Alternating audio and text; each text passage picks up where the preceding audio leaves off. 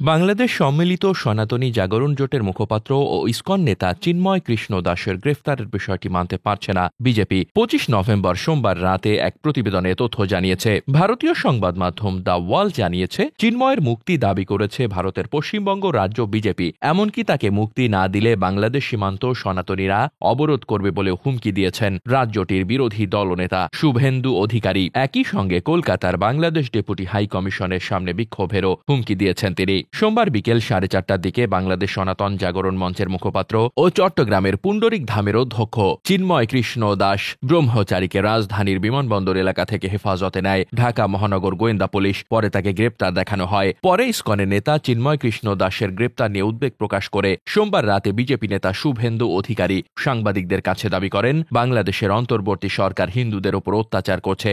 এমনকি বাংলাদেশে হিন্দুদের অস্তিত্ব রক্ষার নেতা চিন্ময় কৃষ্ণ প্রভুকে ইউনূস সরকার গ্রেপ্তার করেছে। শুভেন্দু আরও বলেন, সোমবার রাতের মধ্যে চিন্ময় কৃষ্ণ প্রভুকে মুক্তি না দিলে আগামীকাল থেকে সীমান্তে সনাতনীরা অবরোধ করবে। ভারত থেকে পশ্চিমবঙ্গ দিয়ে কোনো পরিষেবা বাংলাদেশে ঢুকতে দেব না। একই সঙ্গে কলকাতায় অবস্থিত বাংলাদেশের ডেপুটি হাই কমিশনারের অফিসও টানা ঘেরাও অবস্থানের হুঁশিয়ারি দিয়েছেন পশ্চিমবঙ্গ রাজ্যের এই বিরোধী দলনেতা। শুভেন্দুর কথায়, বাংলাদেশে হিন্দুদের ওপর যেভাবে দমন পীড়ন শুরু হয়েছে তাতে আমরা চিন্তিত, ব্যথিত। এই জিনিস আর বরদাস্ত করা হবে না। উল্লেখ্য, বাংলাদেশ সনাতন জাগরণ মঞ্চ গত 25 অক্টোবর চট্টগ্রামে সমাবেশ করে। চিন্ময় কৃষ্ণ দাস এই মঞ্চেরও মুখপাত্র। ওই সমাবেশের পরপরই চিন্ময় কৃষ্ণ দাসের বিরুদ্ধে জাতীয় পতাকা অবমাননার অভিযোগ ওঠে। এরপর গত 30 অক্টোবর চিন্ময় দাস সহ 19 জনের বিরুদ্ধে মামলা দায়ের করা হয়েছিল।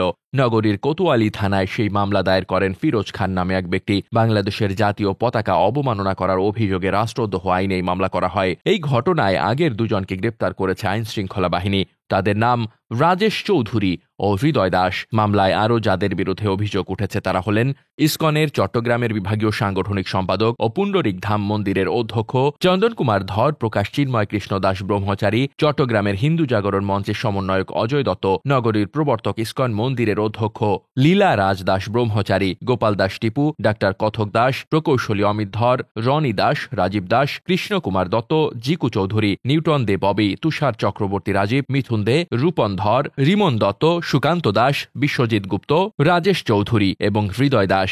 সম্প্রতি বাংলাদেশ সনাতন জাগরণ মঞ্চ ও বাংলাদেশ সম্মিলিত সংখ্যালঘু জোট নামে দুটি সংগঠন বাংলাদেশ সম্মিলিত সনাতনী জাগরণ জোটের ব্যানারে কর্মসূচি পালন শুরু করে। নতুন এই জোটের মুখপাত্র করা হয় চিন্ময় কৃষ্ণ দাসকে।